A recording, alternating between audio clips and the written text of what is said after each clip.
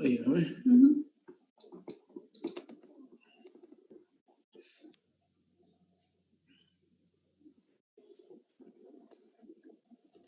Buenas tardes, jóvenes. Buenas tardes, doctor. ¿Cómo está doña Yesenia? Bueno, hoy día avanzamos otro tema, a ver si podemos avanzar dos, dependiendo del tiempo, tengo otras cosas que hacer. Vamos a comenzar hablando del infarto renal. Es un tromboembolismo por enfermedad cardiovascular, por una embolia de la arteria renal, por traumatismos, por drepanocistosis y por una disección aórtica.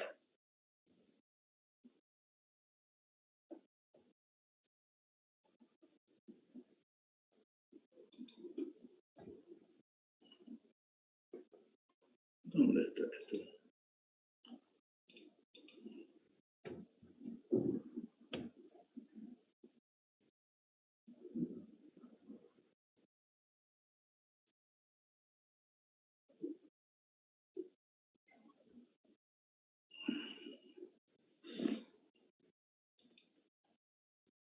Hay alguna cosa rara acá. Esperemos.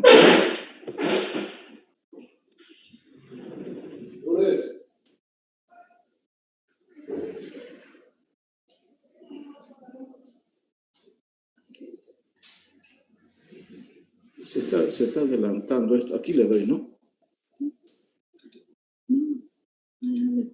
Pero, a ver. ¿Qué es eso?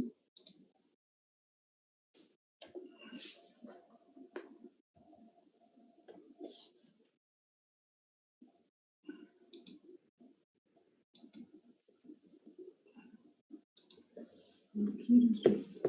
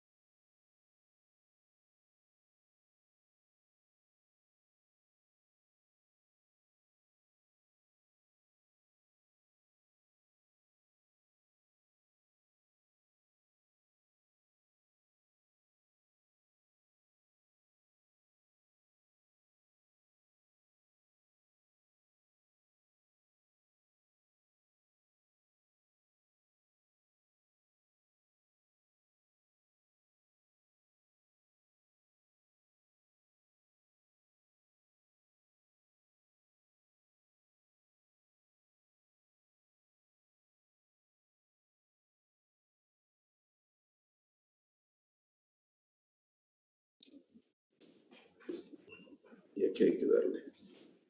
Ahí, ya. Bueno, sigamos, jóvenes. En un infarto renal, ¿qué es un infarto, doña Yesenia?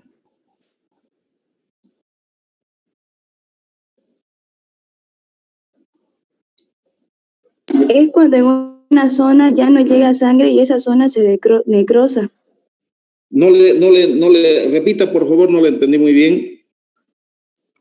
Es cuando en una zona no le llega sangre y entonces se necrosa. Ya, sangre arterial, ¿cierto? Hablamos de sangre arterial cuando hay un infarto. Entonces, no le llega sangre y es verdad, esa sangre arteria no oxigena ese tejido y ese tejido muere, ¿no es verdad? Veamos, mire, es un infarto renal y así se ve en la tomografía. Aquí está vascularizado y aquí está sin vascularizar, no se ve vascularización en este tejido, no es lo mismo que este de acá. Hay que ver la magnitud, la edad del infarto, la atenuación baja, la forma de cuña, la base de la cápsula y el vértice del hilio. Todo eso se tiene que observar en una tomografía. Todas estas cosas no les voy a preguntar. Lo que yo quiero que ustedes se fijen que cuando se pide una tomografía en un infarto renal, vean ustedes, esto es la continuación del parénquima renal. Aquí está con irrigación y aquí está sin irrigación este tejido. Hay infartos agudos, crónicos. En cuanto al infarto agudo, son acúmulos de sangre o líquido subcapsular. Los infartos crónicos presentan cicatrices y presentan un riñón retraído. El diagnóstico diferencial con una pielonefritis aguda, o sea que se presenta un dolor. En un infarto del corazón existe una precordialgia, duele, ¿no es cierto? Lo mismo que en un infarto renal, es como un cólico renal, no tanto el dolor, pero sí existe un dolor importante en la fosa lumbar. Y si es como una pielonefritis aguda, va a presentar Giordano positivo. Puede ser por metástasis y por lesiones linfomatosas pequeñas. Vean acá, este es un riñón normal en la tomografía. Aquí está el tejido renal normal y toda esta zona está sufriendo un infarto. Vean acá, tejido normal y esta es la zona de infarto.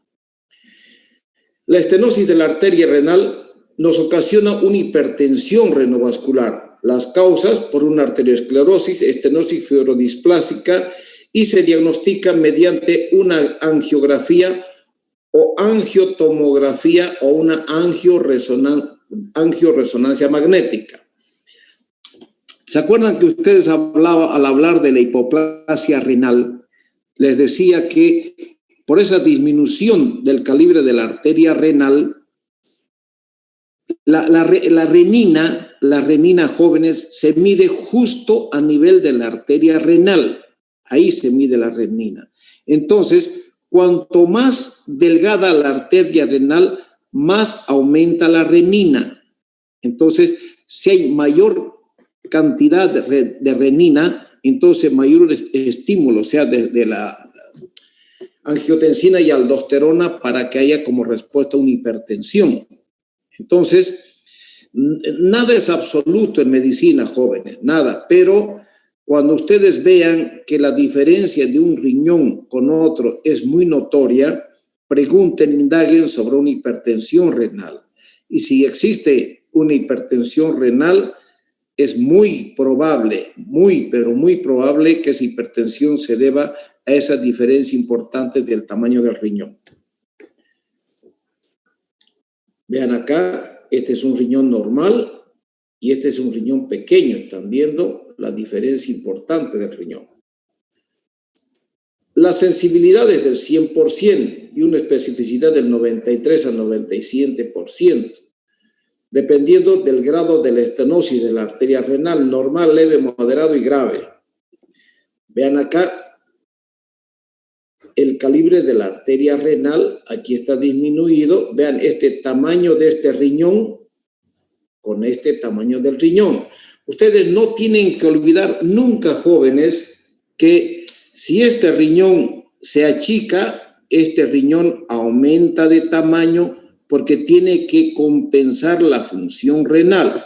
Ustedes saben que este riñón normalmente aporta con un 50% de la función renal y este con otro 50%. En este caso, como estamos viendo una diferencia de tamaño, este debe estar por los 60% de función renal y este por los 40% aproximadamente. ¿Me están entendiendo, jóvenes? Sí, doctor. Miren el calibre de la arteria renal y aquí en lugar de estenosis de la arteria renal, una estenosis. Hoy en día estos cuadros se diagnostican y prácticamente todo lo solucionan por vía endoscópica. Colocan unos dispositivos intraarteriales, que dilatan la arteria renal para que el flujo de sangre sea normal. Vean acá, justo a nivel, esta es la aorta.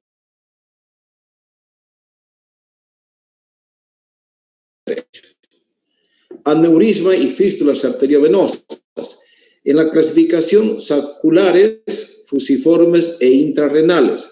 La causa más frecuente es la arteriosclerosis. Otras causas son la fibrodisplasia y la gestación. Luego tenemos la neurofibromatosis. Con que ustedes me sepan la arteriosclerosis, la fibrodisplasia, y pueda haber en la gestación suficiente, jóvenes, ¿ya? Pero quiero que sepan que los aneurismas son saculares, fusiformes o intrarrenales. Vean, los intrarrenales se asocian a poliartritis nodosa o enfermedad de Wegener. Aquí están viendo, miren, aquí está el riñón y vean cómo se ve esta imagen interesante. Vemos acá otro aneurisma importante, miren acá, a este nivel. Las fístulas son congénitas y adquiridas en un 70-80%. Causas, traumatismos penetrantes, puede ser por cirugías, tumores y por procesos inflamatorios. Esto se lo tienen que aprender, jóvenes. Vean, aquí hay una fístula. Aquí hay otra fístula. Cuando existe este tipo de fístulas, jóvenes, prácticamente los vasculares intervencionistas introducen sus catéteres, esta es la arteria aorta. Entonces, esto es lo que les digo, se llama un aortograma. Aortograma. Cuando el catéter entra a la arteria renal, se llama arteriografía renal selectiva. Entonces ellos entran e introducen gelfoan o ivalón dentro de la arteria y dentro de la fístula arteriovenosa y prácticamente ocluyen esa comunicación. Todo ya lo hacen por vía endoscópica. Aquí tenemos otra, están viendo ahí a este nivel. Oclusión de la vena renal. Existe una oclusión extrínseca por algún tumor, por alguna masa ocupante de espacio. Extensión directa, una trombosis de la vena renal asociada a una enfermedad renal primaria. Trombosis de la vena cava inferior por una trombosis procedente de las venas de la pelvis. Trombosis de la vena renal como fenómeno primario en lactantes. Adultos en estado de hipercoagulabilidad. Vean, aquí está la vena y aquí está el trombo. Vean, esto los vasculares lo resuelven quirúrgicamente. Dependiendo el tamaño del coágulo, ellos o lo intervienen o hacen un tratamiento clínico. Vean acá, miren de grande esto. Entonces ellos clampean la vena, abren la vena, sacan esto, el trombo, y prácticamente la vuelven a abrir la vena como si fuera tratar un apéndice por los cirujanos vasculares. Son tiluchi para ese tipo de cirugías. Enfermedades adquiridas del ureter. Tenemos la obstrucción ureteral intrínseca. O sea, aquí está el ureter. Vamos a hablar de las obstrucciones intrínsecas, o sea, por dentro. Hola, buenas tardes. Hola.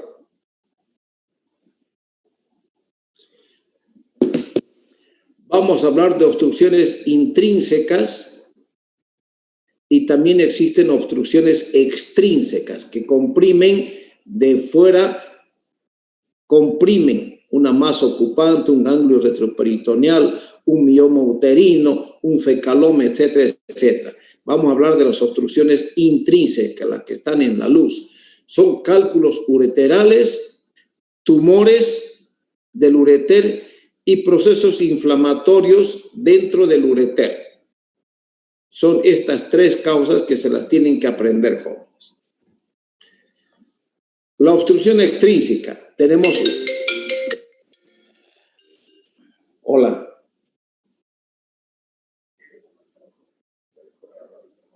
¿Quién me habla? Hola, Sigfrido, qué gusto escucharte. Te pido un...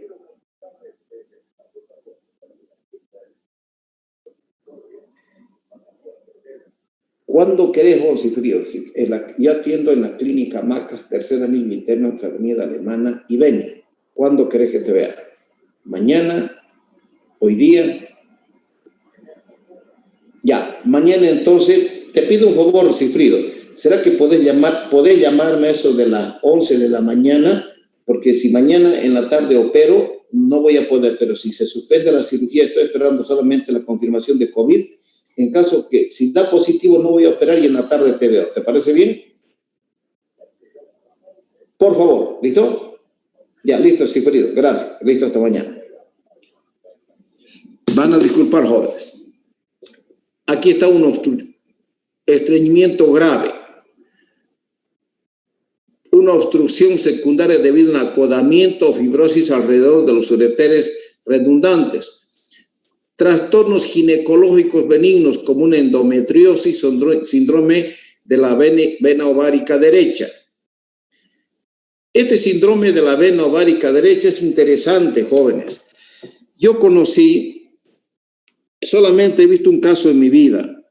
El síndrome de la vena ovárica derecha se da justo en el momento de la menstruación, donde la vena ovárica cabalga, comprime, hace una compresión extrínseca allá abajo del ureter, lo comprime, y esa compresión extrínseca hace que la orina no descienda a la vejiga. Entonces se presenta un cólico renal. Siempre se presenta del lado derecho, jóvenes, no hay en el lado izquierdo, en el lado derecho del ureter. Y la mujer que está menstruando comienza a presentar cólico renal. Vi solamente un caso en mi vida en el Hospital San Juan de Dios de una estudiante de medicina de la Universidad de Ecológico, una brasilera, que cada que venía su menstruación presentaba cólico renal por compresión de la vena ovárica derecha. Un caso muy interesante.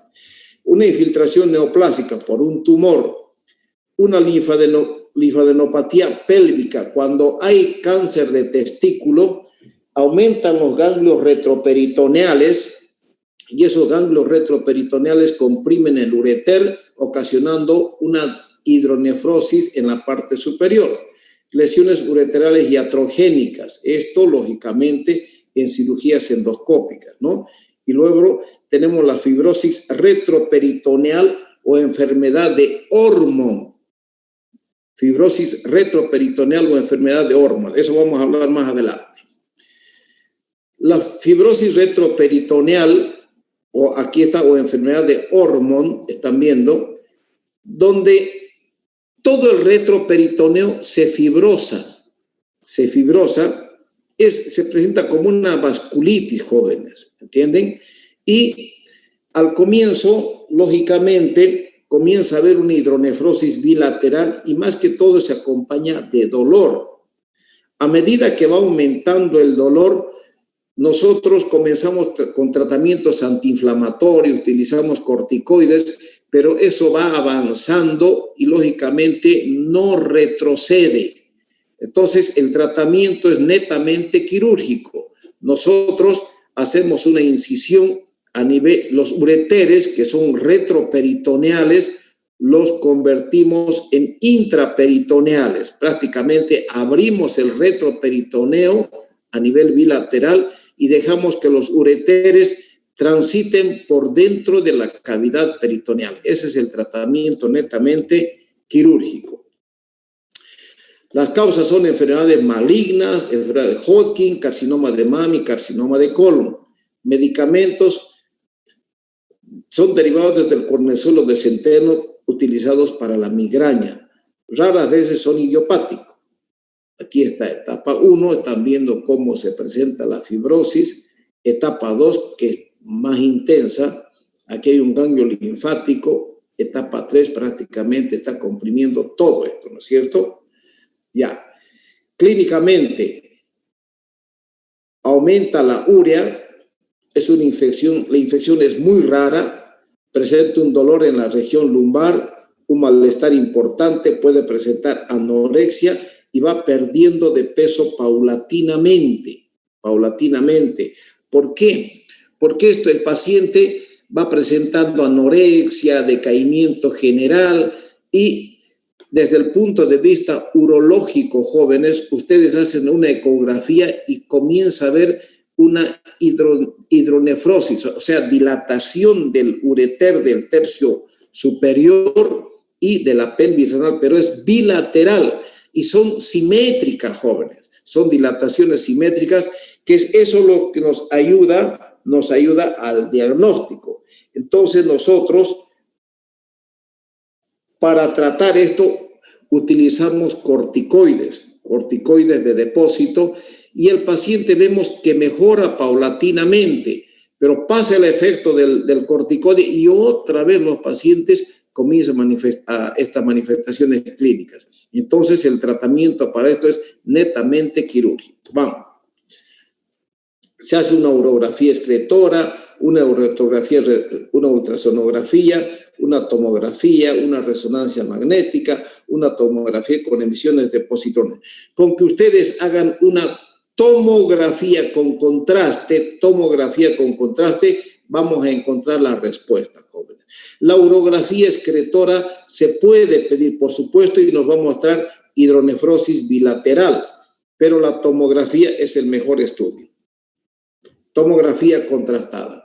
El tratamiento, cuando está comenzando, puede haber una regresión espontánea, pero generalmente les decía que el uso de corticoides, el ureter debe disecarse quirúrgicamente de la placa fibrosa, rara vez se realiza un astrotrasplante y se debe realizar una biopsia del tejido fibroso, pero el tratamiento es netamente quirúrgico, donde se abre el retroperitoneo y los ureteres que corren por el retroperitoneo hace que corra por la cavidad intraperitoneal para que no haya compresión.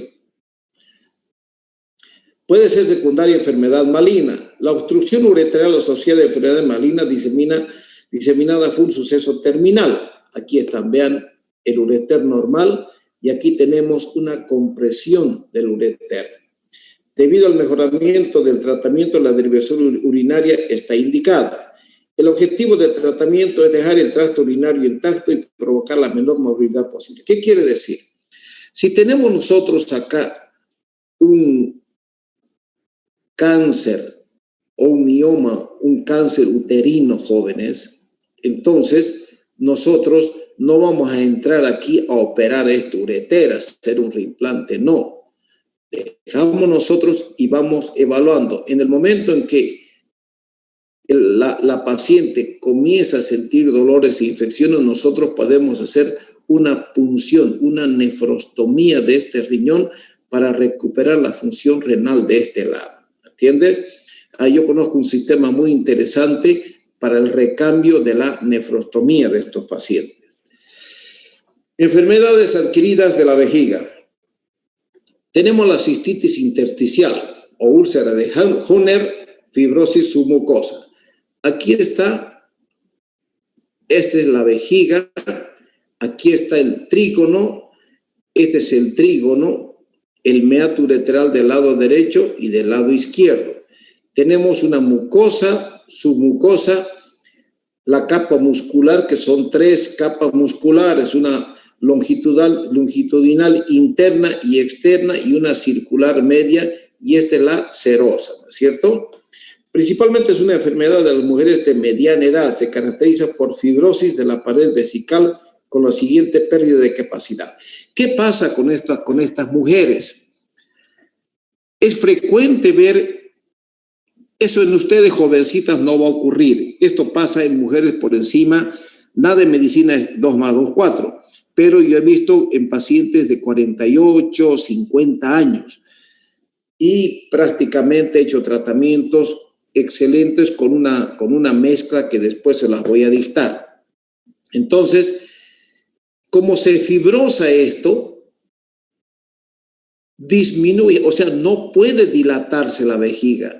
¿Y cómo va a ser el diagnóstico de la cistitis intersticial? A medida que la vejiga se va llenando, comienza a presentar un dolor intenso la mujer, que solo se alivia con la micción. Una vez que la mujer orina, recién disminuye el dolor. Otra vez comienza a llenarse la vejiga de orina y nuevamente el dolor.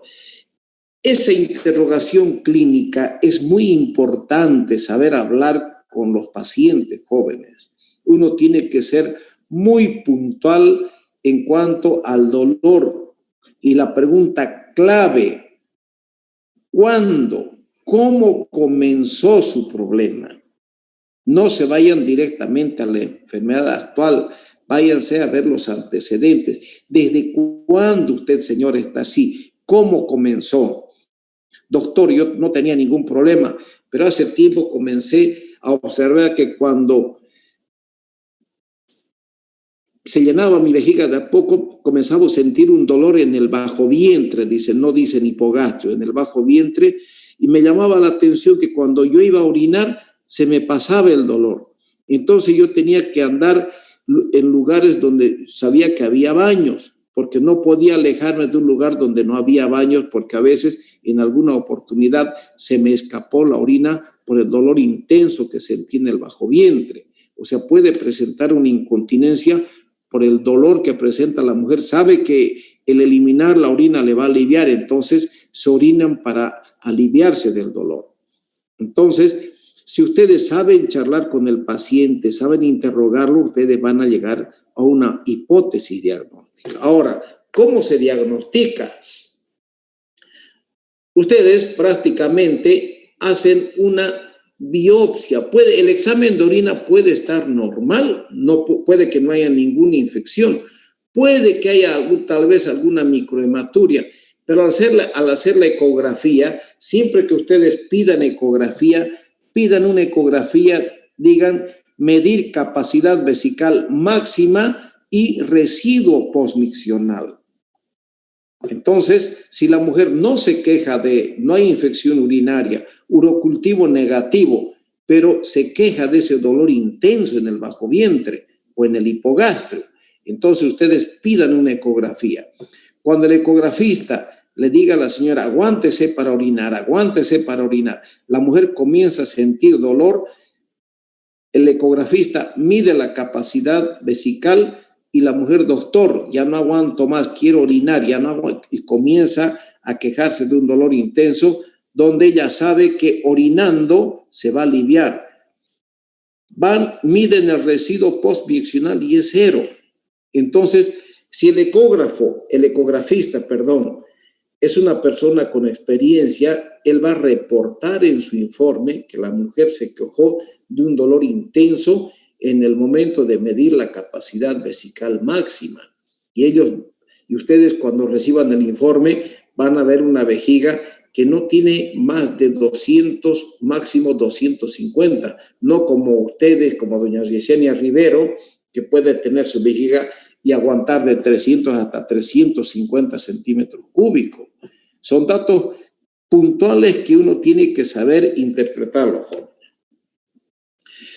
Tenemos obstrucción de los linfáticos vesicales, secundaria cirugía o infección pelviana. Tromboflebitis que complica las infecciones agudas de la vejiga de los órganos pélvicos. Intrínseco prolongado secundario a vasculitis o impulsos. Puede ser de origen neurogénico, puede ser de origen endocrino. Células cebadas de la superficie vesical. Trastornos neuroinmunoendocrinos.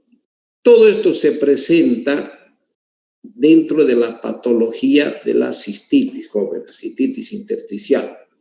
Tenemos una inflamación neurogénica, liberación de neuropéptidos, activa la secreción diferencial de mediadores de la célula cebada. Miren, la vejiga se presenta así. En la cistoscopía vemos nosotros áreas de vejiga de mucosa normal y zonas hiperémicas, un proceso inflamatorio, jóvenes.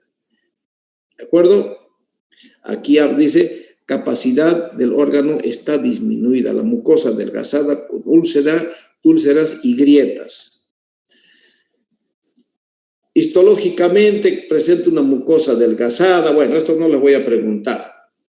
Clínicamente, ¿qué pasa? Hay polaquiuria, hay nicturia, dolor suprapúbico, ellas dicen dolor en el bajo vientre, dolor suprapúbico, dolor en la uretra o en el periné. Puede haber una hematuria microscópica, puede o no puede haber. Paciente tensa y ansiosa. Puede haber alguna historia de alergia. Los signos, sensibilidad en la región de la vejiga. La mujer se queja de dolor, hipersensibilidad en el área suprapúbica, o sea, en el hipogastrio o como la mujer dice, bajo vientre. Datos de laboratorio, ¿puede haber una hematuria microscópica? Puede que haya, claro que sí, como también puede que no haya en sus inicios. Pruebas de la función renal son normales, urea, creatinina son normales. Los datos radiológicos, tenemos una disminución, se pide una cistografía y en la cistografía vemos una vejiga con una capacidad disminuida. Instrumentación o exploración instrumental. Se realiza una cistoscopía en un paciente que no ha sido tratado antes, la mucosa puede ser normal. Cuando ya ha sido tratado, uno ve esas lesiones a nivel de la mucosa, unas lesiones pálidas y unas zonas hiperémicas, y algunas zonas hemorrágicas y algunas petequias también. Diagnóstico diferencial, con una úlceras de la vejiga y con la tuberculosis vesical. ¿Por qué la tuberculosis vesical? Porque hemos dicho que cuando hay tuberculosis vesical, la vejiga también disminuye de tamaño y disminuye de capacidad. O sea que la mujer va a presentar polaquiuria, ¿no es cierto? La mujer no va a aguantar que se distienda la vejiga, pero también va a haber una piuria estéril cuando se trate de tuberculosis. Y también se presenta en la esquistosomiasis. Complicaciones. Estenosis ureteral gradual. Por supuesto, si es que la vejiga o su mucosa se va engrosando y fibrosando, va a comprimir los dos meatos y por encima de los meatos va a haber una hidronefrosis, ¿no es cierto? Que también puede ocasionar un reflujo vésico-ureteral para arriba y ocasionarnos una hidronefrosis bilateral. Medidas sobre hidratación, sobre distensión hidráulica, lavado vesical con nitrato de plata y electrocoagulación superficial de la mucosa hendida. Se pueden utilizar antihistaminas, 100 miligramos de prednisona, vía oral, instilación de 50 mililitros de dimetilsulfóxido, heparina, ya. ¿Qué tratamiento yo aprendí a hacer en el Brasil? Todo esto ustedes jóvenes tienen que saber. Cuando hay una disminución de la capacidad vesical, si la vejiga está disminuida en su capacidad, bajo anestesia, en posición ginecológica, se introduce una sonda vesical a la mujer y se pone a una altura más o menos de 1,5 metros por encima de la vejiga, unos 2.000 o 1.500 de suero fisiológico. Y hace que se meta a presión dentro de la vejiga. Al ocasionar, al producir una sobredistensión vesical, prácticamente se rompe la mucosa vesical. Si me permite la expresión, se raja la mucosa.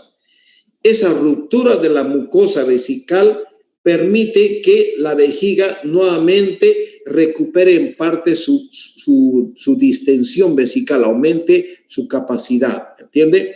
También se utiliza el nitrato de plata, efectivamente.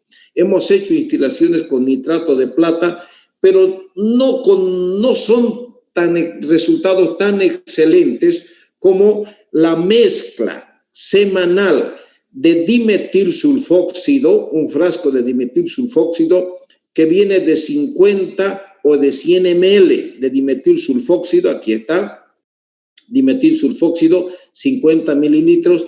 Se utiliza una ampolla de prednisona o una ampolla de hidrocortisona de 500 miligramos. Se tiene que utilizar la heparina, se tiene que utilizar silocaína al 2%, sin adrenalina, y lógicamente se hacen instilaciones vesicales semanales. Cada semana se hace esta instilación donde no hay necesidad de hacer una sobredistensión, sino que a la mujer se le indica a que miccione, que vacíe su contenido de la vejiga, y toda esta mezcla que acabo de describirles se mezcla y con una jeringa y una sonda se introduce dentro de la vejiga. En esa vejiga vacía se le indica a la mujer que esté unos 15 o 20 minutos de decúbito ventral, luego de decúbito dorsal activo, lateral derecha y lateral izquierda, cada lado por lo menos unos 20 minutos, y procure mantener lo más que pueda esa mezcla dentro de la vejiga. Esto da excelentes resultados, jóvenes, esta mezcla que acabo de decir. Medidas: se pueden utilizar sedantes vesicales. En la uretritis senil se ayudan los supositorios vaginales de dietilestilbestrol, pero en la uretritis senil, que es diferente. En infecciones dar antibióticos. El pronóstico: la mayoría de los pacientes responden a las medidas anteriores, los que no lo hacen pueden requerir cirugía. Esta es otra cosa. La incontinencia urinaria. Hemos hablado de la incontinencia. Tenemos la incontinencia urinaria en el hombre y en la mujer. Después de una prostatectomía, esta es una resección endoscópica. Jóvenes, atiéndanme. La orina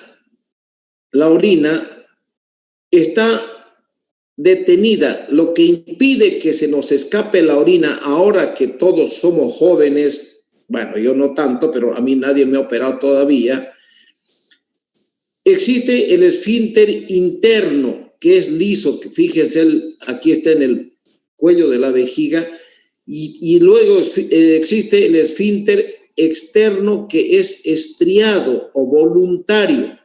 O sea, en el hombre son 2 esfínteres, jóvenes. Cuando se opera la próstata por vía endoscópica o por vía abierta, desaparece el esfínter interno. Se saca la próstata y solamente queda el esfínter externo o estriado. Si por algún motivo yo lesiono el esfínter estriado o el externo, dejo incontinente de por vida a ese paciente y me va a maldecir toda su vida si es que no me pega un tiro. Entonces, oye, antes era una complicación grave, gravísima, jóvenes, gracias a Dios, a mí nunca me ocurrió esto. Entonces, porque uno tiene que ser cuidadoso y tiene que conocer la anatomía. Cuando ocurre alguna incontinencia, cuando realizamos prostatectomía radical, que es una de las complicaciones frecuentes, nosotros hacemos por vía endoscópica una infiltración periuretral, creamos un esfínter con una solución que inyectamos por fuera de la uretra, o sea, hacemos una compresión extrínseca de la uretra a este nivel que ataja o que impide la pérdida urinaria. Y hoy en día ya existen esfínteres artificiales que se colocan por vía endoscópica también, jóvenes. Entonces prácticamente son un poquito caras, pero con eso solucionan ustedes su incontinencia urinaria en el hombre. En cambio, en la mujer, por la serie de embarazos que presenta la mujer, hemos dicho que aquí está este es el piso pélvico. Este es el piso pélvico que sostiene la vejiga y el útero. A medida que el útero va creciendo dentro de la barriga de la mujer, comprime el peso del feto, hace que este piso vesical descienda, baje, y al descender el cuello de la vejiga baja y se presenta la incontinencia urinaria de esfuerzo en la mujer multípara. Si nosotros o ustedes preguntan a la mamá que ha tenido 3, 4 hijos y si tiene unos 50, 55 años, y ustedes les preguntan, mamá, cuando ríes, toses, estornudas o alzas vas al mercado y alzas alguna bolsa pesada, ¿se te escapa la orina? Y si le dicen, sí, se me escapa, esa es una incontinencia urinaria de esfuerzo.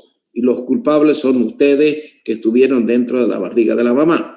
Pero eso tiene solución, una solución sencilla, donde nosotros los urólogos realizamos una serie de cirugías para la incontinencia urinaria en la mujer. Colocamos cabestrillos que comprimen, que sujetan, que comprimen la uretra por fuera e impiden la pérdida urinaria de esfuerzo, jóvenes. Control urinario, aquí te le decía, mediante el esfínter artificial. Bueno, soporte perineal que comprime la uretra vulvar. Esto hablando en el hombre, ¿no es cierto? Aquí la mujer, vean que no puede soportar la pérdida urinaria.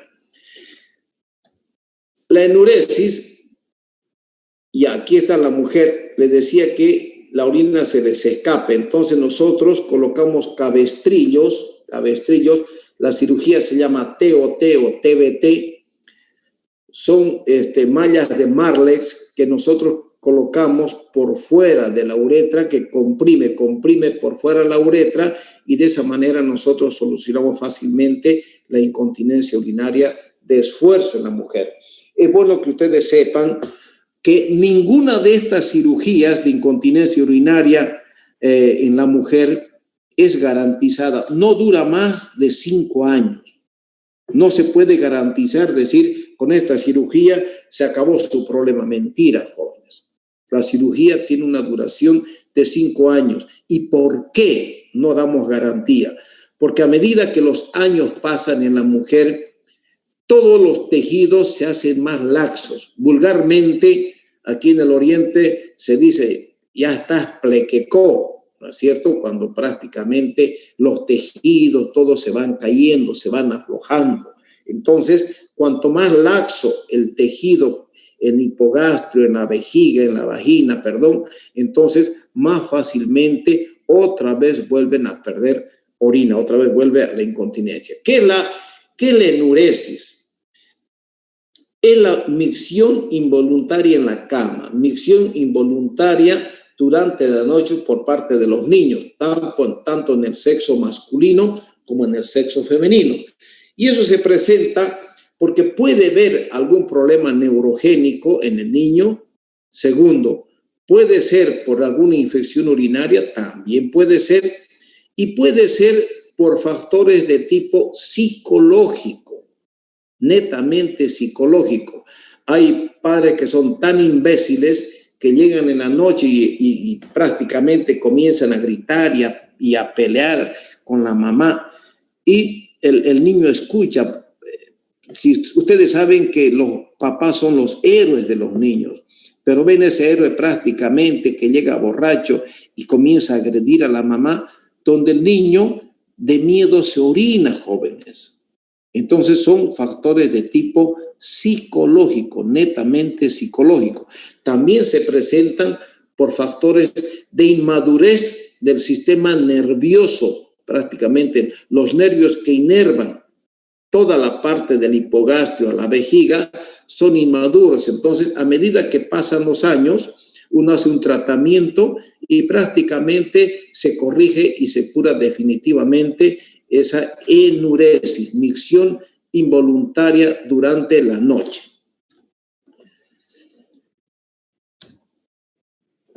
Ya, la psicodinamia, hay un entrenamiento del control vesical, debe iniciarse después de 1 año y medio de edad, el intentarlo antes de ese tiempo es infructuoso, puede ser perjudicial. Bueno, jóvenes, la psicodinamia quiere decir devolver la confianza al niño, ¿no es cierto? Uno tiene que hablar tanto con el padre como con la madre, es decir que si quieren pelear, váyanse por los dos allá a la esquina y si quieren gritarse, se griten, pero no lo hagan delante de los niños, porque la psicología, los niños no son maduros, son completamente inmaduros y de cualquier cosa ustedes pueden traumatizar y dejar taras que quedan para toda la vida en sus hijos jóvenes. Entonces tengan mucho cuidado cuando ustedes pelean, discuten, en fin, nunca se pongan agresivos. Y alguna vez a un niño, bueno, hoy en día pues prácticamente a los niños no se los toca, ¿no es cierto? No se los puede tocar porque la defensa de la niñez.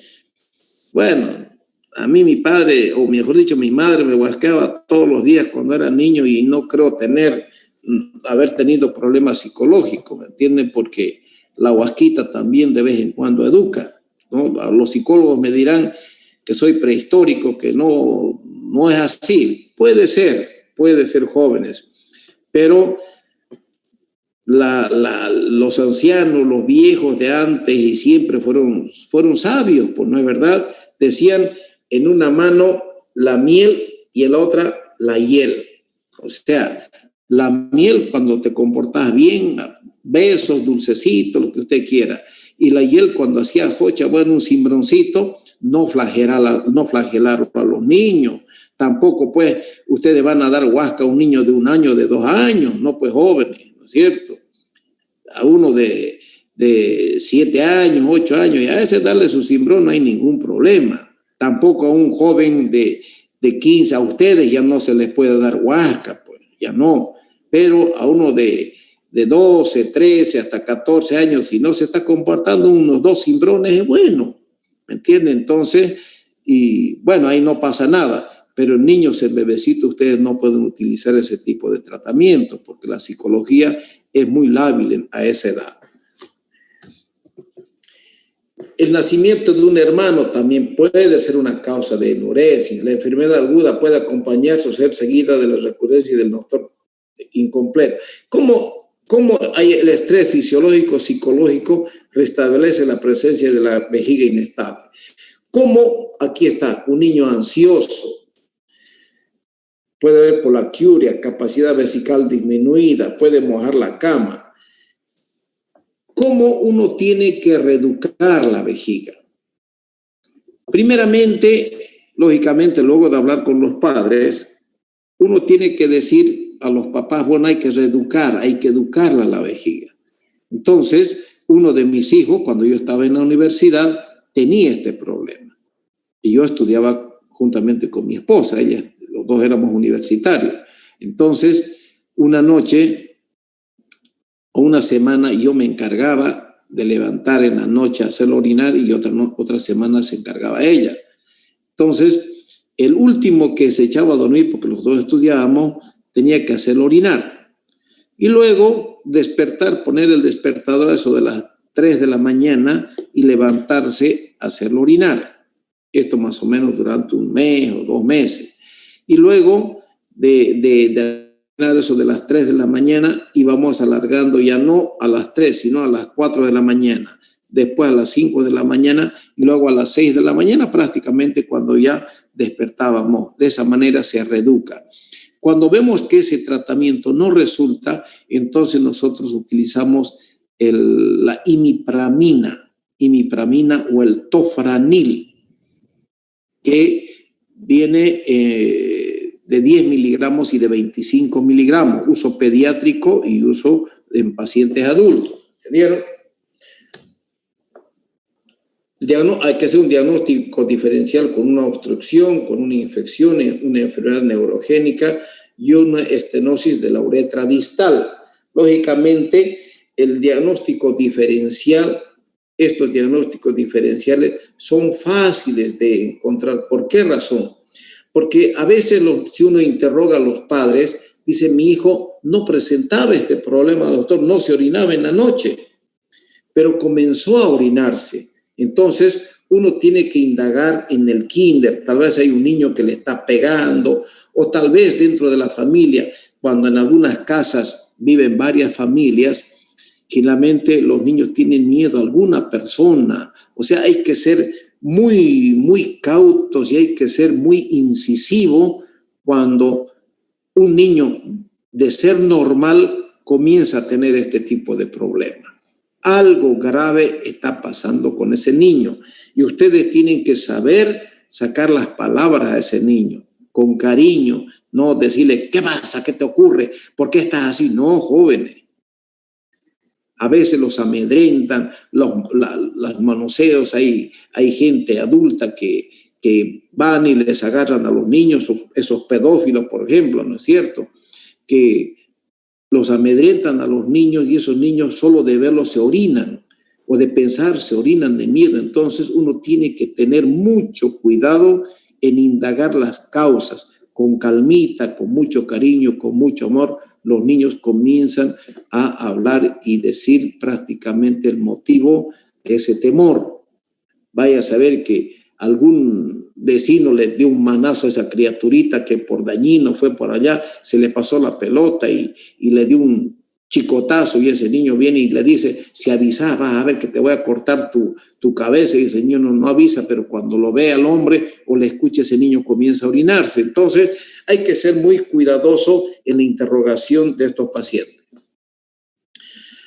Después de la cena hay que limitar los líquidos, se vaciar la vejiga completamente a la hora, es lo que decía, a la hora de acostarse.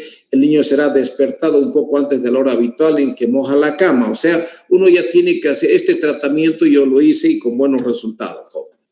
El tratamiento, aquí está la dextroanfetamina, se da la belladona, pero estos jóvenes, la imipramina,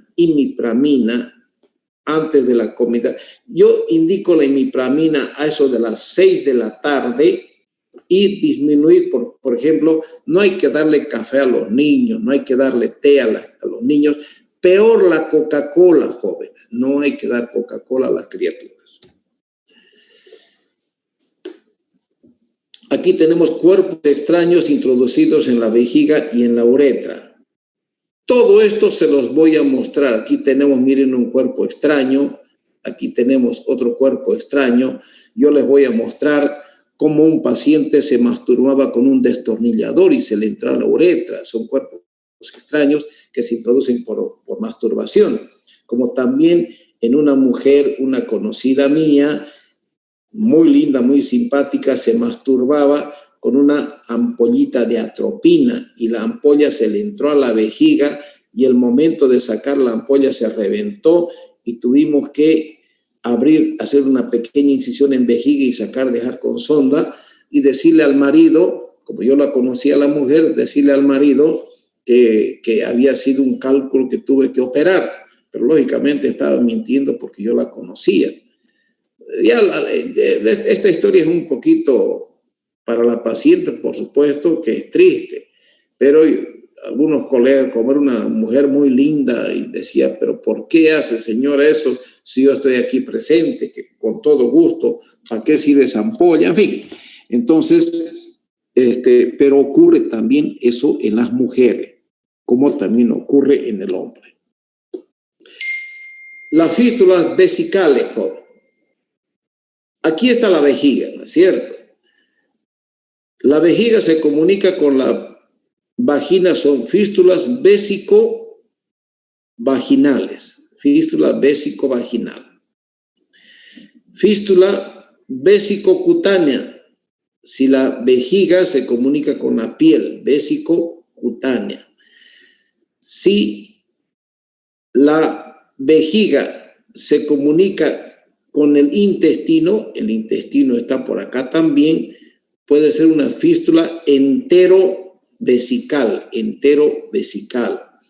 Puede ser una fístula, por aquí vienen los ureteres, ¿no es cierto? Vienen y se implantan acá. Puede ser una fístula uretero-vaginal, del ureter a la vagina. Puede ser una fístula también. ¿Me entienden? Son diferentes tipos de fístula que nosotros a poco vamos a ir describiendo. Por ejemplo, las fístulas vesicovaginales se presentan en cirugías ginecológicas. Luego de una histerectomía puede haber una comunicación vesicovaginal. ¿Y cómo diagnostico?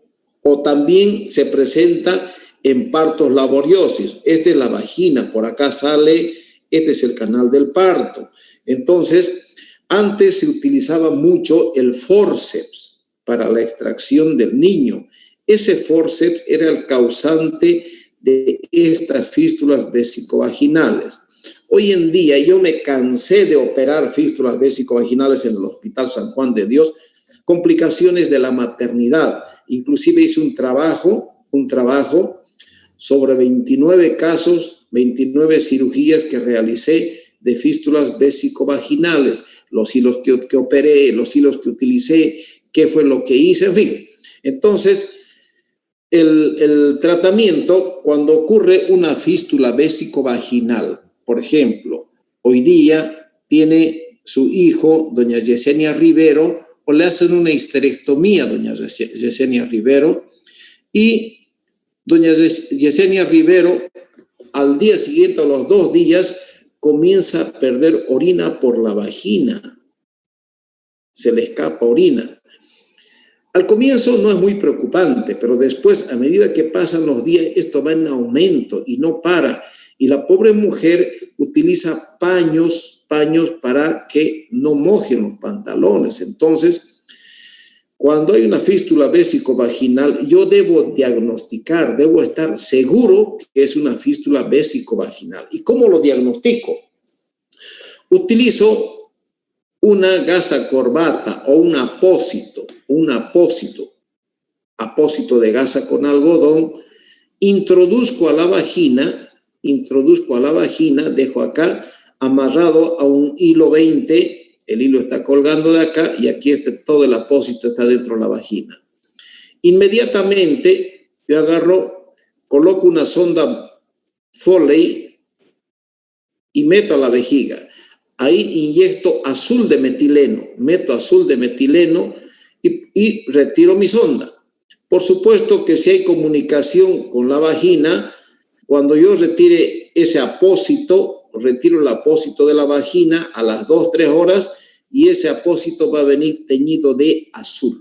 El diagnóstico está hecho. ¿Y cómo se debe proceder?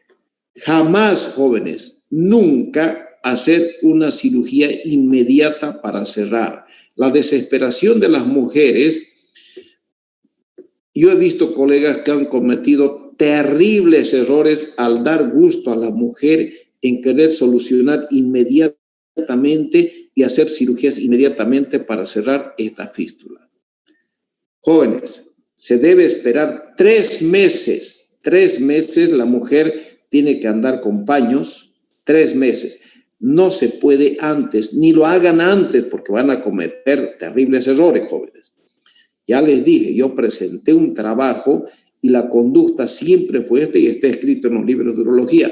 Son 3 meses esperar que los tejidos se reorganicen, pase todo el proceso inflamatorio a este nivel y al 3er mes recién yo puedo realizar una cirugía. Yo les voy a mostrar en imágenes una cirugía de fístula vesicovaginal, pero les doy un adelanto. Aquí está la vejiga, la vagina. La pared de la vagina tiene un color blanco, nacarado, fuerte. Se abre la vejiga, abrimos la vejiga, entramos a la vejiga, vemos los 2 meatos y estamos viendo la fístula. Entonces, aquí yo separo con una tijera fina, separo la mucosa, luego separo los músculos, individualizo los músculos, separo, llego a la vagina. Entonces, hago una sutura de la vagina con músculo seda o con músculo vicril, como ustedes quieran, suturo bien la vagina y luego con un vicril 2 ceros, suturo la muscular, estos músculos. y luego con un catgut 4 ceros o 3 ceros suturo la mucosa de la vejiga, o sea, ya cerré mi fístula. Lo importante, el éxito de la cirugía de la fístula vesicovaginal es colocar una sonda vesical de grueso calibre para la mujer, una sonda número 22 o una sonda 24 de 2 vías. Insuflar el balón con 5 centímetros cúbicos de suero y hacer que esta sonda gruesa pase por debajo. Ahí tiene que utilizar, o sea, la paciente mujer tiene que estar en posición de semi-Fowler. ¿Cuál es la posición de semi-Fowler, Marcelo Paz?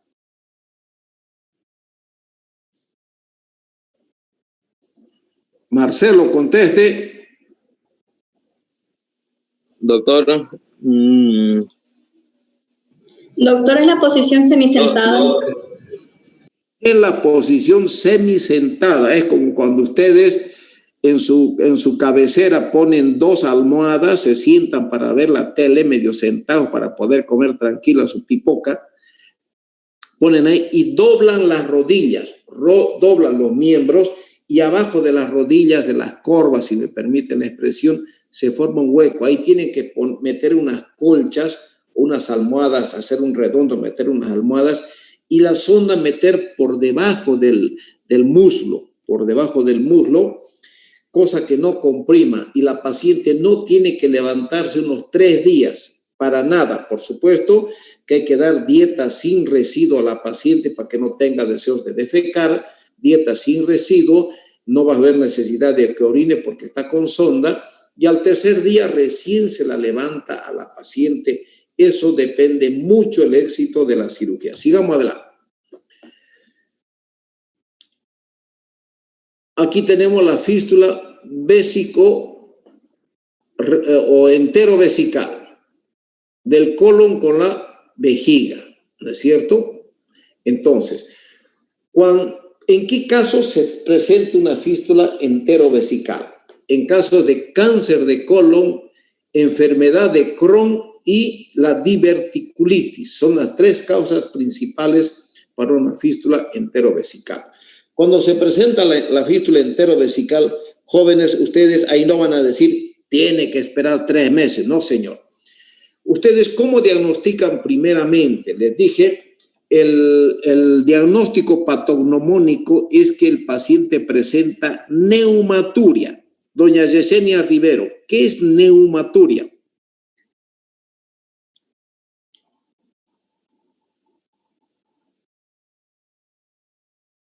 Yesenia. Aire en la orina, doctor.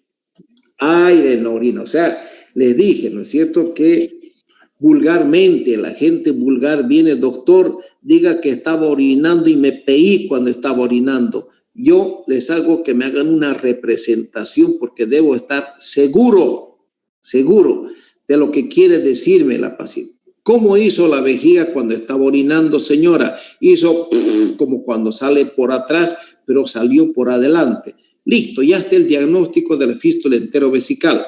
Preguntaré antecedentes quirúrgicos, veré si hay un cáncer de colon, veré si hay una enfermedad de Crohn o divertículos vesicales. Entonces, el tratamiento, por supuesto, tiene que ir primero a hacer una colostomía, hacer una derivación enteral, hacer que la materia fecal vaya hacia afuera, no pase por acá. Y luego, cuando se hace la derivación enteral, yo aprovecho, entro y cierro mi vejiga y dejo con sonda al paciente unos 7 a 10 días. Entonces, ese paciente queda con colostomía y a los 7 a 10 días yo retiro mi sonda vesical y ese paciente comienza a orinar en forma normal. El paciente a los 3 meses recién se cierra su colostomía y con eso se resuelve el problema. Clínicamente, la neumaturia, la infección urinaria a repetición, presencia de restos de alimento en la orina, prácticamente nos ayudan a confirmar el diagnóstico, ¿no es cierto?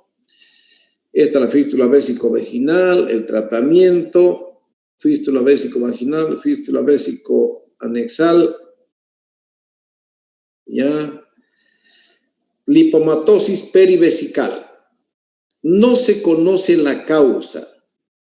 Puede presentar algo de disuria, pero miren acá cómo la está replegando la vejiga hacia afuera, ¿cierto? Vejiga distendida o crecida en forma de pera. Ustedes hacen una cistoscopia y ven que por dentro no hay ninguna alteración de la vejiga, pero es bueno hacer una cistoscopia para ver qué pasa dentro. Entonces, esta imagen, ustedes piden una tomografía y ahí van a encontrar ustedes este gran lipoma que es fácilmente resecable. La cistitis hemorrágica no infecciosa, después de la radioterapia para carcinoma de cervix o vejiga, están propensas a hemorragia vesical intermitente. Lo mismo ocurre con las que reciben ciclofosfamida. Formalina al 3%, el catéter se pinza durante 30 minutos y se lava la vejiga con alcohol al 10%. Necesaria una segunda o tercera instilación los días siguientes. O sea, lavar con formalina y alcohol la vejiga. Hay una tasa de mortalidad significativa. Jóvenes, esto es la cistitis hemorrágica no infecciosa. La eyaculación hemática es la eyaculación con sangre, ¿no es cierto? Esto es muy frecuente en pacientes con prostatitis y puede haber una hiperplasia de la mucosa de las vesículas seminales o puede haber un tumor a nivel de la vesícula seminal. Cuando hay una hiperplasia, uno descarta alguna masa tumoral en la vesícula seminal, entonces el mejor tratamiento es el dietilestilbestrol de 5 miligramos por día por una semana, joven. Este es el mejor tratamiento para la hematospermia. Hematospermia. ¿Qué es el priapismo? El priapismo es la erección del pene sin el deseo sexual. No se acompaña con deseo sexual. Viene de priapus, dios griego y romano, cuya figura se relaciona con la seducción, la fecundidad, el amor sexual y al cual se le atribuían poderes terapéuticos. El priapismo ha sido definido por la FUT como la condición patológica caracterizada por una erección peniana que persiste más allá o no está relacionada con la estimulación sexual. Esto es terrible cuando se presenta a jóvenes. Esta es la anatomía, aquí está el pene, el glande, los cuerpos cavernosos, está el sistema arterial y el sistema venoso. Aquí está el sistema venoso, el sistema arteria dorsal, y aquí tenemos la vena dorsal. Aquí están los cuerpos cavernosos, los dos cuerpos cavernosos, y aquí está el cuerpo esponjoso.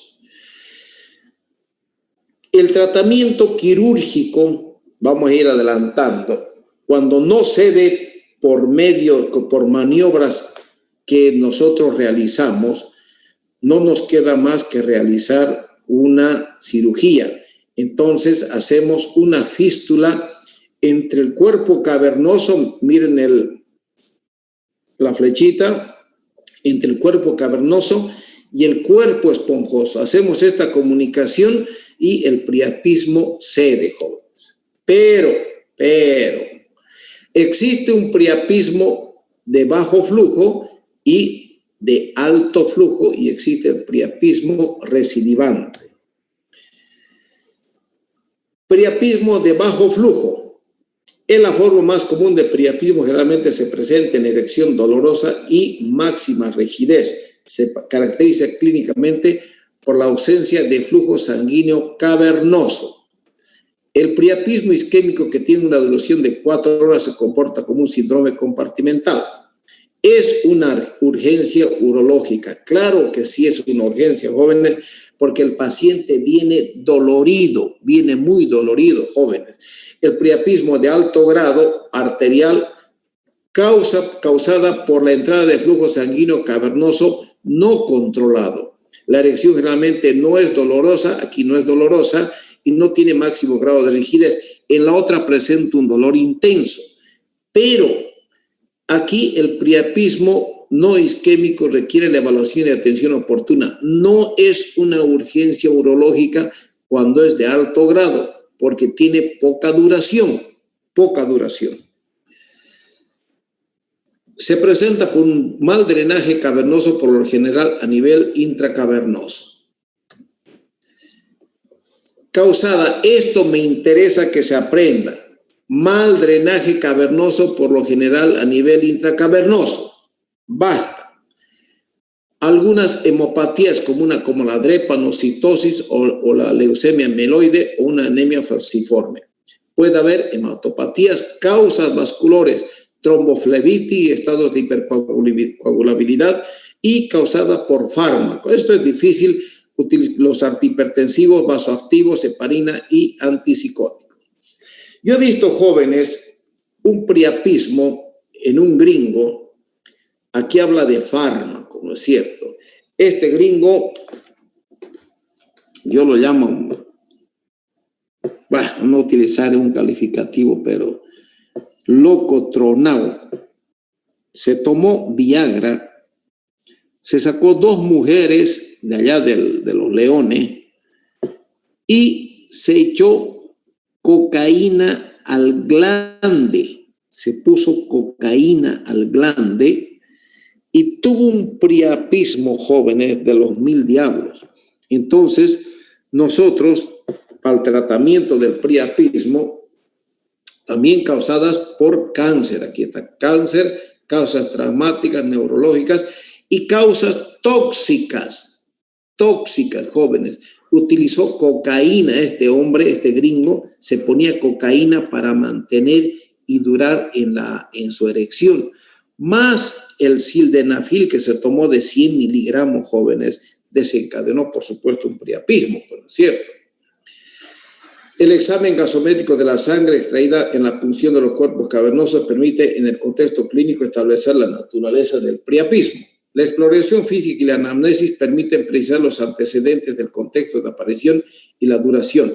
Uno tiene que preguntar minuciosamente qué fue lo que utilizó, qué fue lo que ocurrió. El interrogatorio es muy importante, jóvenes. Aquí está la gasometría.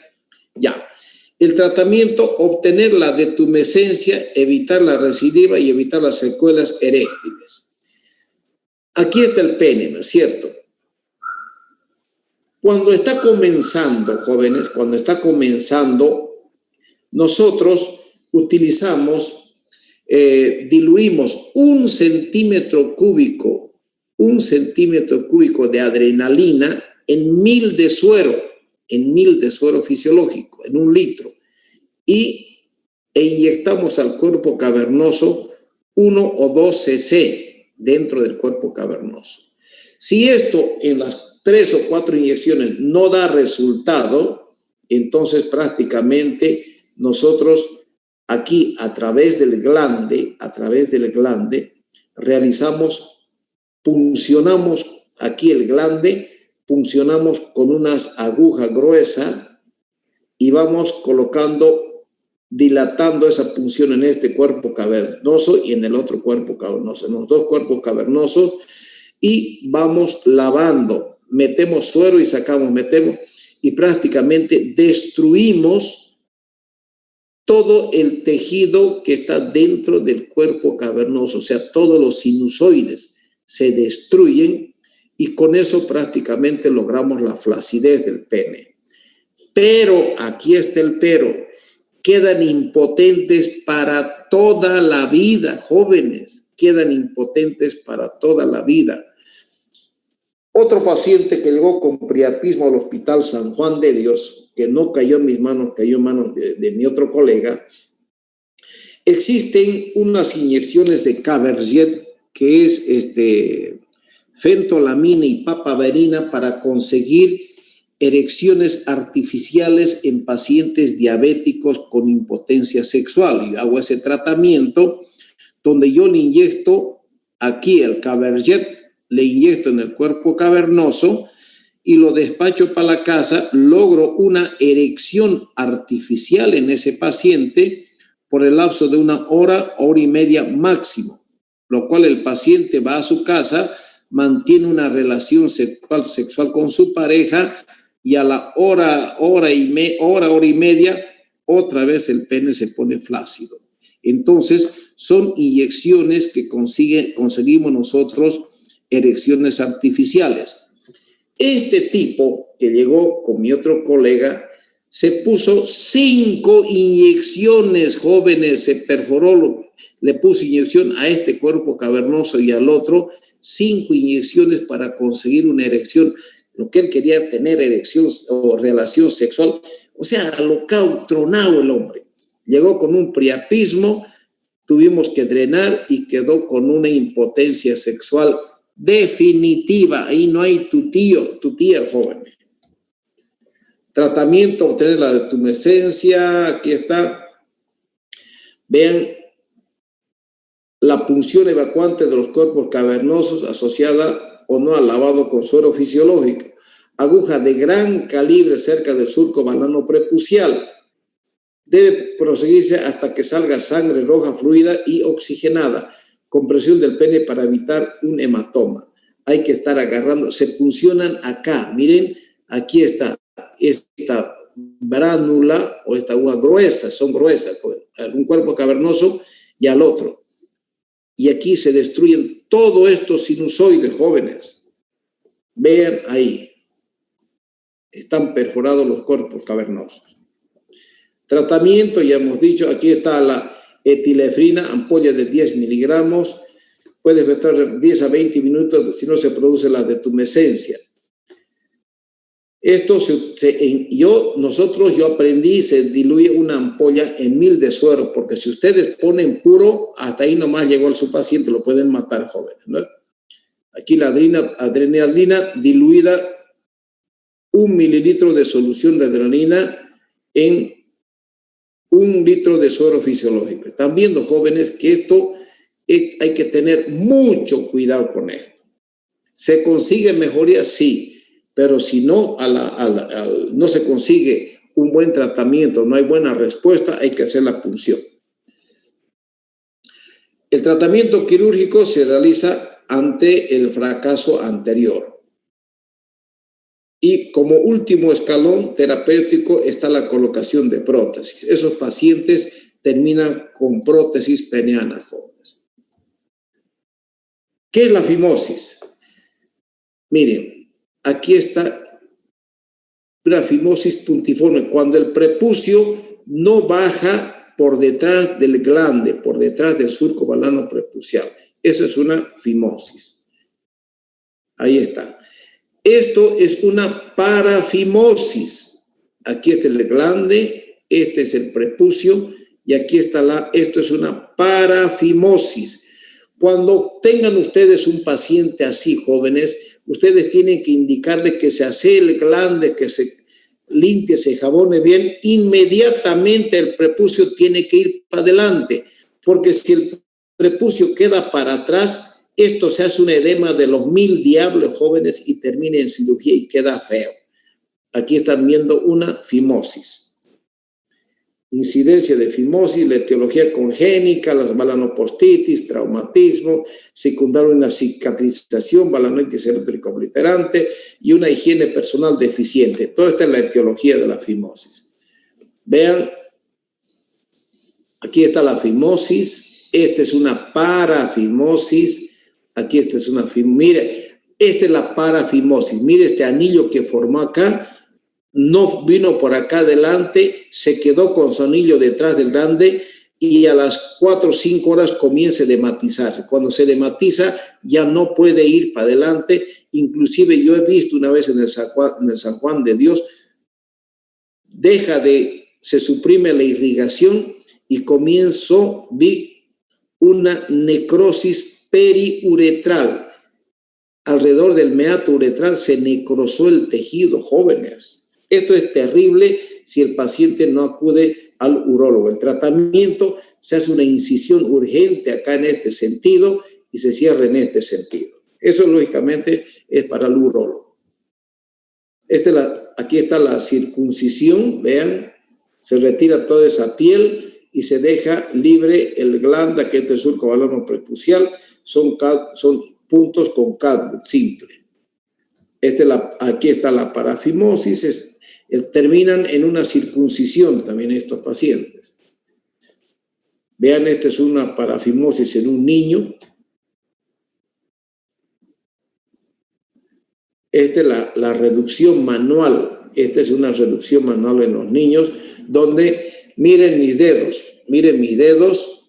están viendo, se agarra al pene así, el pene tiene que estar por dentro, así, ¿me entienden? Se agarra el pene así, y estos dedos pulgares, o si me permiten así, agarro el pene así, y estos son mis dedos pulgares, y con esto el glande tengo que meterlo para atrás y estirar el prepucio para adelante. Duelen, gritan, y eso se hace siempre con silocaína en jalea. Pero este es el tratamiento, jóvenes. Complicaciones, miren esta necrosis que se presenta por esta parafimosis. La enfermedad de Peyronie es una enfermedad localizada del tejido conectivo que primariamente es una vasculitis, jóvenes, del cuerpo cavernoso. Vean, el pene se pone erecto y apunta hacia arriba, hacia abajo, o se tuerce a la derecha o se tuerce a la izquierda. Esta vasculitis es una vasculitis del cuerpo cavernoso, es una placa que se presenta, aquí está, es una vasculitis, esta es la causa, vasculitis que se presenta en el cuerpo cavernoso, ¿ya? Es una vasculitis, esto subrayen, jóvenes. Fase aguda y fase crónica. El tratamiento, jóvenes, vean cómo se dobla. Aquí se presenta la placa fibrosa, aquí está la placa fibrosa, y lógicamente en el momento de la erección, ustedes saben que el cuerpo cavernoso es elástico, jóvenes. En el momento de la erección, esto se estira, se tiene que elongar para que haya erección. Pero como hay una placa fibrosis, esta porción del cuerpo cavernoso no se distiende y hace que el cuerpo cavernoso se tuerza para ese lado. El tratamiento, existen varios tratamientos con potaba, puede utilizarse corticoides, potaba, y por último, si no se mejora, se hace el tratamiento netamente quirúrgico.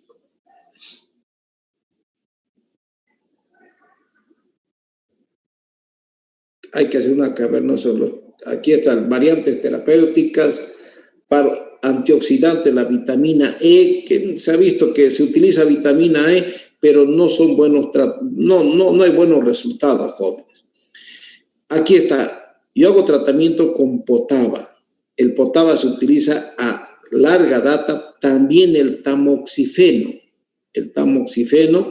esteroides, aquí corticoides, hemos utilizado y a veces también pueden remitir en forma espontánea, jóvenes.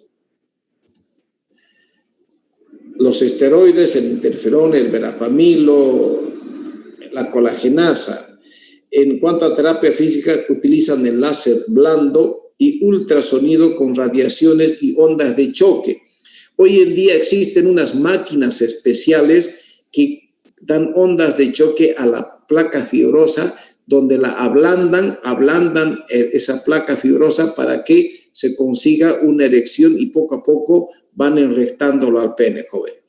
El tratamiento quirúrgico es paliativo, o sea, se consigue una mejoría, pero cuando yo he operado unas 5 veces, unas 5 oportunidades y les pongo un antecedente a los pacientes y les digo, yo lo voy a operar, no hay más caso, pero usted tiene que saber que su pene se va a hacer más chico.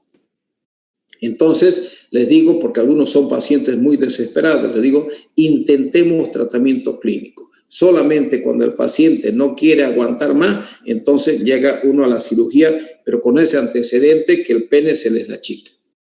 Tumores mesenquimatosos, tenemos el angioqueratoma y la carúncula uretral en la mujer, que es un extropio de la mucosa uretral que sangra, hematuria y dusura. Sangra fácilmente la carúncula, no es un tumor, no es un cáncer. Luego tenemos el hidrocele en la acumulación de líquido progresivo entre la capa visceral y la parietal de la túnica albuginea. Aquí está el testículo, la parietal y la túnica albuginia, se junta líquido alrededor del testículo. Hemos dicho que es siempre de origen, mire, de origen traumático, pero también hay el de origen congénito. Y el diagnóstico hemos dicho que es con la transiluminación, el diagnóstico ecográfico y la transiluminación positiva. La cirugía es completamente sencilla, jóvenes, fácil. Se hace una incisión en el escroto, se revierte la túnica, se deja un drenaje, se sutura con un CADGU 3.0 simple, se sutura el escroto, un drenaje y no es más. Eso es fácil, jóvenes. El varicocele es una dilatación del plexo venoso pampiniforme localizada generalmente en el testículo. Aquí está. Siempre se presenta en el lado izquierdo, pero puede que también se presente en el lado derecho. Eso no es extraño. Se presenta debido a que la arteria renal en nosotros, la vena renal en nosotros hace una curva para desembocar la vena espermática en la vena renal. Pero cuando la vena renal hace un ángulo recto, ese ángulo recto es el que dificulta el retorno venoso y hace que la sangre venosa se acumule alrededor del testículo, alterando la temperatura del testículo y llevándonos a una infertilidad, no a una esterilidad. Hemos dicho que la infertilidad es un cuadro reversible, la esterilidad es un cuadro irreversible. Aquí están las válvulas incompetentes.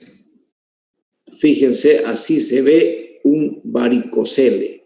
El tratamiento se hace una incisión en la región inguinal, se separa el deferente, su arteria, y el plexo venoso se secciona y se liga tanto en su porción proximal como en su parte distal. Y lógicamente todas estas venas, esta sangre que queda acá, se va resecando, se va reabsorbiendo hasta que desaparecen estas varices y devuelven la temperatura normal al testículo, con lo cual se revierte ese proceso de infertilidad en el hombre. Cuando se presenta un varicocele en el lado derecho, hay que desconfiar. Puede ser que se presente, no es imposible, pero cuando se presenta del lado derecho, hay que descartar una masa ocupante de espacio allá más arriba a nivel de la arteria de la vena renal. Complicaciones, el tratamiento es ligar las venas espermáticas internas en el anillo inguinal interno. La torsión testicular. Miren, se tuerce el testículo. Cuando hay torsión testicular, es una patología aguda, se presenta de un momento a otro de una forma intempestiva, endurmiendo luego generalmente de un esfuerzo físico. El testículo, como se tuerce, este testículo está más alto que el lado contralateral y se realiza la maniobra de Prean, que consiste en levantar el testículo. Al levantar manualmente el testículo, se presenta dolor importante en este testículo. Como es una urgencia quirúrgica, se realizan maniobras, por ejemplo, hacer girar el testículo en el lado contralateral, o sea, de derecha a izquierda, para revertir esta torsión, ¿no es cierto? Y en el lado contralateral, en el sentido contrario. Si no revierte por estas maniobras, hemos dicho que, como es una urgencia, tiene que ser operado dentro de las 6 horas. Pasadas las 6 horas, hay que hacer orquistomía, deja de ser viable este testículo. Y hemos dicho que como es urgencia, se tiene que pedir urgente una ecografía Doppler. Ustedes tienen que llamarlo al médico ecografista, decirle: atiéndame prioritariamente a este paciente porque estoy sospechando de una ecografía, de una torsión. Quiero que me haga una ecografía Doppler de testículo. Ahí la ecografía Doppler va a haber ausencia de irrigación arterial y venosa. No pasa ni sangre arterial ni venosa. Por lo tanto, se convierte en una cirugía de urgencia, jóvenes. Aquí está. Miren esta torsión, ahí está torcido. ¿Ven? Yo les voy a mostrar las cirugías que yo hice, les voy a mostrar qué es lo que hago para que se destuerza y cómo recupero la vitalidad de este testículo cuando está dentro de las 6 horas. Aquí está la ecografía Doppler. torsión del cordón espermático, valorar viabilidad del testículo no viable, ya les dije que eso es, ya. Todo eso es por ecografía Doppler. Jóvenes, este tema es un poquito largo, pero es un tema muy interesante.